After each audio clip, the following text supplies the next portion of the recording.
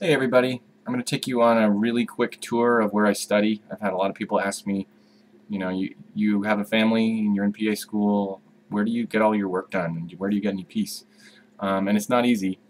So I thought I'd just take you on a 360-degree tour of my little study man cave. It's not a lot to look at, but it's a little informative, so I thought I'd give it a shot. Um, so anyway, this is a little pool shed. We have a pool in our backyard, and the pool equipment, the pump and all that, is outside the shed, so we didn't really need it for that. So it used to be really brown and dark and full of spiders and tools.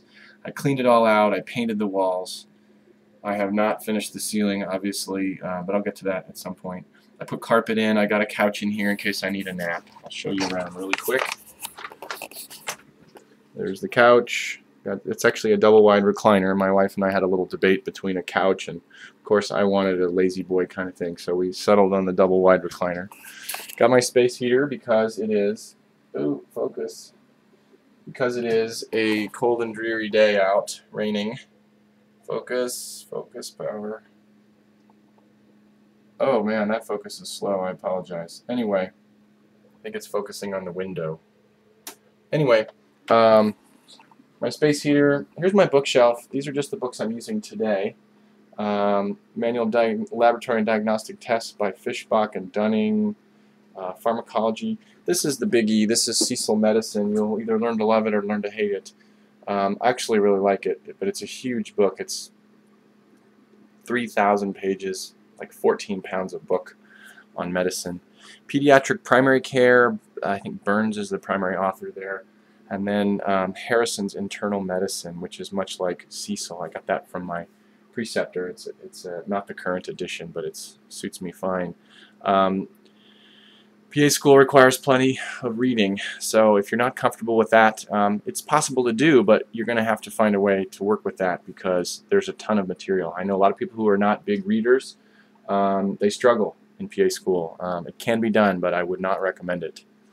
Let's see, my printer in case I have to print anything out, and I have a little drink fridge there. Come on, focus, focus, focus. Oh well, I'm going to give up on that. Then I have my book stand. I highly recommend. It's just made of wood. I got it on, I think, eBay for too much. I think it was like 25 bucks, but it's really good. It folds up to flat. I can put it in my book bag. And I can put the big Cecil Medicine book on it, because just to give you an idea how big this book is. Oh, it's heavy and huge. It's been around a long time. That's why it's the 23rd edition. They obviously don't remove anything every time they make a new edition. They just add. All right. So anyway, book holder, and then I have my caffeine source. I don't do coffee, so that's my preferred drink. I showed you the dreary day outside. Really quickly, I'll show you my calendar. I'm not a calendar person generally, but you kind of have to be because there are so many things to keep track of in PA school. It's very, at least at UC Davis, it's very accelerated. It's very self-paced. We're doing about an average of 8 days a month in the class on campus, which is 3 hours away from me. So I drive out there for a week at a time. And then we come back, and then we're studying and learning, teaching the stuff to ourselves, a lot of it out of the text, researching it, and studying for the next set of exams. So you can see I had 2 of them in the middle of this month. Today's the 23rd. And then I have some assignments due. This is Pharmacology Lesson 4 and 5, and a SOAP Note number 2. That's like a write-up of a fake patient. It's like a progress note like you'd have in your chart at the doctor's office. We have to learn to write those. And then the beginning of next month, I'm going to miss Halloween with the family, sadly. And then I have several assignments. Those are the blue ink, and then the red ink is Medicine Exam 2. And then the red circles are the days of the month that I'm actually in class on campus at UC Davis. So that gives you an idea. 2 weeks in November. We had 1 week in October. The summer, we had several weeks in a row. I think the first 3 weeks in a row, Monday through Friday, we were there 8 to 5 or later. So it's pretty intense, but you also have time at home where you're pacing yourself, and that's kind of the challenging part. You get back from school, we do. When I get home from school, I have exams to study for, but I also have a ton of homework to do to prepare myself, and those assignments are all part of your grade as well. They want to make sure you're not just cramming a few days before the exam. So There's homework assignments and papers and whatnot.